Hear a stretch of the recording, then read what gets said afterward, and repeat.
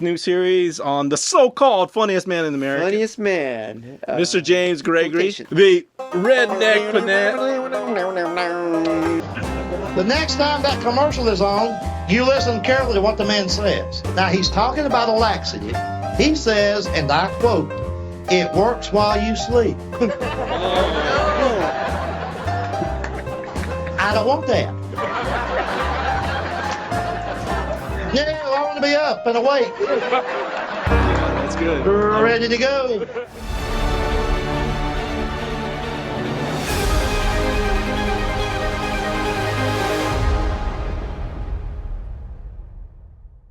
Hey, I'm Layne. I'm Thien, and this is Wow! What? It's our reaction show. Want to welcome you to the Dead Comics Club! Mr. President, you want to call this meeting to order? I call this meeting to order!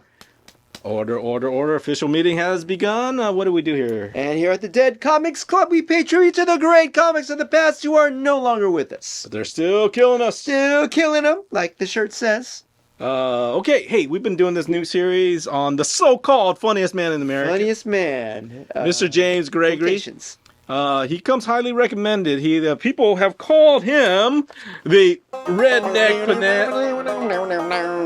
I don't know if he earned the title funniest man. Yeah. So we're the ultimate Panette heads, and I don't know if he's earned this moniker. We have not reached Panette level comedy. Yeah. Or laughing, crying, hard to breathe.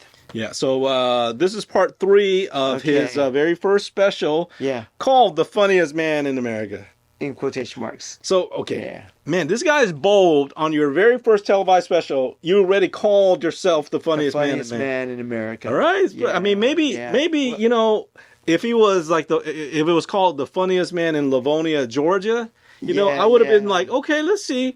But if you call yourself the funniest man in America, there's high expectations, and I haven't seen it yet. I haven't seen it yet. Tell his buddies at the gas and pump, right? Yeah. Hey, James, you're the funniest. You're the funniest. You crack me up, James. Yeah, you're the funniest man. Not just the funniest man in Livonia, Georgia. You're the funniest man in America. Oh yeah. So I don't know. So we'll see. We'll see. First off, hey, we want to give away some free merch. Thank you. So what we do is, we look for a subscriber through the comment section, and always looking, always reading. And the Mr. President here, he a lot of nice, he scans them stuff out there, and he picks out a winner. You got someone? Yeah, here's a winner. Who's the winner? This is Mike camping for fun. Mike camping for fun. Mike camping for fun. Hey, Mike. Oh. I wonder what Mike does for fun. Hey. I wonder what John Panette would think about Mike, who thinks camping is fun. Say nay. Mike. Nay on camping. I wonder if Mike camps for business. No. No, he just Yeah, he camps for fun. Fun. He doesn't. Yeah, it's he just does it for fun. Hey, Mike. All right. Hey, Mike. Hey, got a new camping shirt? Hey, we got this shirt. John Panette saying that. Yes. It says hiking is a walk that sucks. That's the one you need to pick. You can buy that shirt and get a picture of yourself wearing that shirt while you're hiking. Yeah, and it's just for fun, Mike. It's just for fun. Yeah. So look through our merch store, pick out something you like. Hopefully there's a shirt that says hiking is a walk that sucks. That'd be. And when you wear that, when you're camping for fun with all your buddies, they're gonna say, "Hey, why are you wearing that shirt?" You're like, "It's just for fun." Yeah. It's just for fun. Yeah. Hey, don't get offended. It's just for fun. It's just fun. Yeah. All right. Pick out a shirt. Tell us where to ship it. Email us here at wowwhatten@gmail.com. And we'll send it to you for free. Thank you, Mike Camping for fun. Congrats. All right, here we go. Mr. James Gregory recently passed away just a few weeks ago. We're just trying to look through his stuff. Let's see. This is part 3, and we'll see where he goes. All right, James. Anyway, we was over at his house one night watching television. The Muppets had this TV special on. Miss Piggy come on the TV screen, and my uncle said, "I bet you that's not a real pig. I just bet it ain't." That's it. I don't care how many degrees you got hanging on the wall. You can't argue with that idiot. Well, Uncle Robert, I believe you're right about that. Well, heck yeah, I'm right. Let me tell you something. Tell you something. I've been around pigs all my life. I will say this. Uncle Robert. From the neck up, the whole head.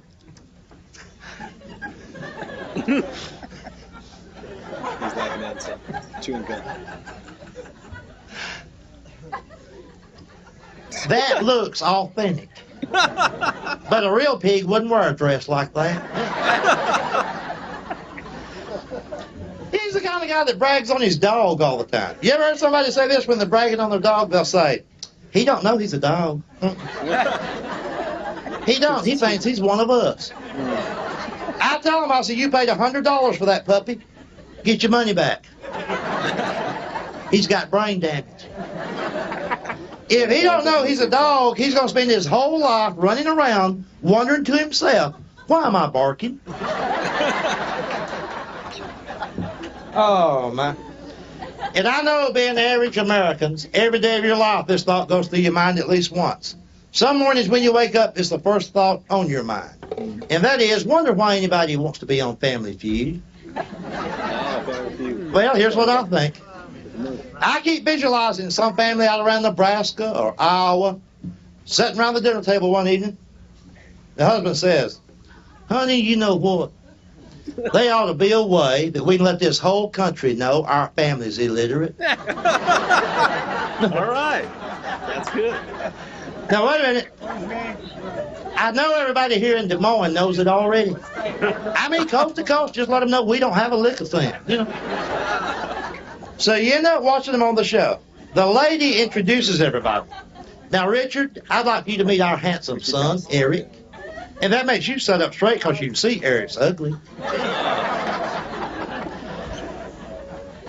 Eric's a senior at UCLA. He'll be graduating this year. And you're thinking Eric's going to do all right on this show. He's going to college. Now, later on in the program, it's Eric's turn to answer. And we all know what tough questions they have on Family Feud. Now, see, once again, in Mississippi, that line won't work. Down there, when I say, you know what tough questions they have on Family Feud, the whole audience is going, oh, yeah, boy. He's dogging on Mississippi, huh? Anyway, the question for Eric is, name one of the states that begins with the letter K. And of course, Eric is stumped on this. But just before the buzzer sounds, he says Connecticut. Oh, no. Am I upset with Eric? No.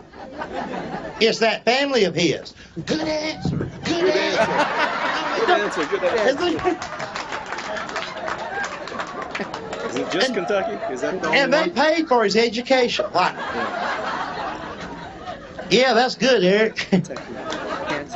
See, I don't want to sound like a snob, but if I'm going to watch TV, it's going to be something cultured and educational, like People's Court. Laugh if you want to, but I'm going to tell you something. If my neighbor's cat ever pees on my rug and she won't pay to have it cleaned, I may go see Judge Wapner myself. Yeah. You know what I like about that show? Halfway through the show, they pause long enough to tell me and you. They say, these people are not professional actors. Had me fooled for so long. Of course, one good thing about television, the commercials are getting honest. There's one on now that tells the truth. You've heard it. It's not a car, it's a Volkswagen. Well, it's about time they fessed up on that. And then, of course, they still got the stupid ones, like the one for X-Lax. We're talking about a laxative now. In the commercial, you've got this grown woman talking to her grown daughter. They refer to X-Lax as their family's best friend. Wonder where they go for Christmas dinner, huh, honey? The next time that commercial is on, you listen carefully to what the man says. Now, he's talking about a laxative. He says, and I quote, "It works while you sleep." I don't want that. No, I want to be up and awake. Yeah, That's good. Ready to go. Oh, what a mess. What a mess in the When I bed. first heard that, I said to myself, I said, what a laundry bill. You know. Excellent. Oh, I've been traveling around. Those of you that's never been to Oklahoma, don't go. Don't go. That's the most God-forsaken place. In my prayers at night, I'd say, God, just get me out of Oklahoma. And God would say, where in the heck's Oklahoma?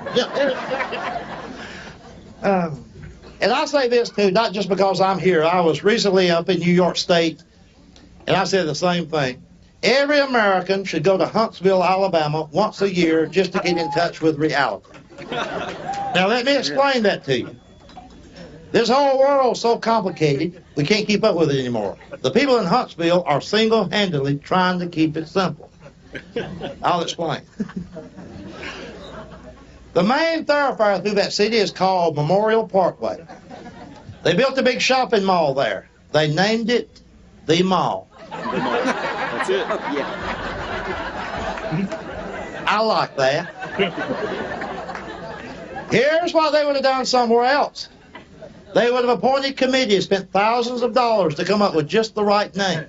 Not up there. They went to the people, and they said, what should we name this? And the people said, well, what are you building?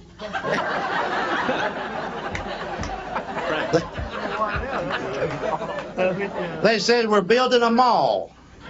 And the people of Huntsville said, well, I got a suggestion for you. I do notice in traveling around that you folks have the same problem as other cities. That's all your interstate and highway construction going on. And isn't that a lot of fun? I know every time I get ready to go on a trip, I say, oh, I hope they don't have the roads fixed yet. See what gets me? When they're working on the highway, they won't put up one sign thinking we'll see it. They'll put up a sign that says the same thing, and they put it up every 50 yards. Could be a law, I don't know. But you're driving along, they're working on the highway, and they put a sign out there, and the sign says, road narrows. You know what that means? Sometime in the past. Some nut has said to his wife, honey, I believe our car just got wider.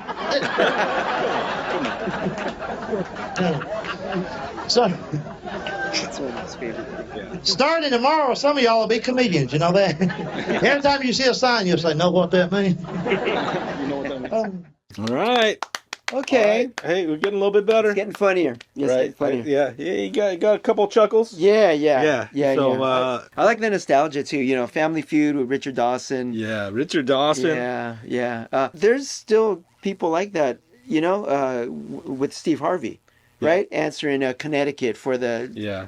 You know, right? The state that starts with K. But Steve Harvey would actually call him out. Oh yeah. He would just he would just stop it, and he was like, "What in the world?" But brother. Yeah, like, oh my goodness. And then the family wouldn't be being good answered. They'd be like, oh yeah.